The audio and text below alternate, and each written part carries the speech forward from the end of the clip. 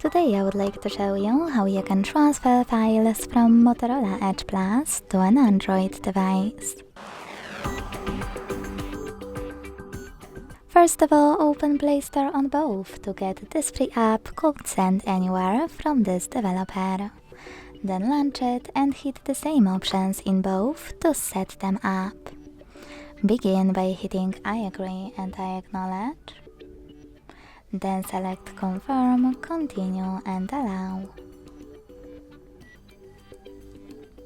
In this pop-up, select whatever you want to and hit your device's displays. Now select Send at the bottom left corner of Motorola and Receive right next to Send at the bottom of an Android. Also on Motorola, use all of those categories at the top to pick all of your files you wish to send.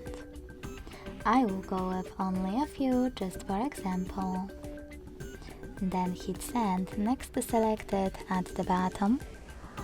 Got it, in Here's Some Tip pop-up and pick one of those connection ways. You can input this key here and choose Receive, or scan the QR code by clicking on the scanning icon above User Guide. Closing an ad, choosing while using the app or only this time in the pop-up and pointing your Android at the code.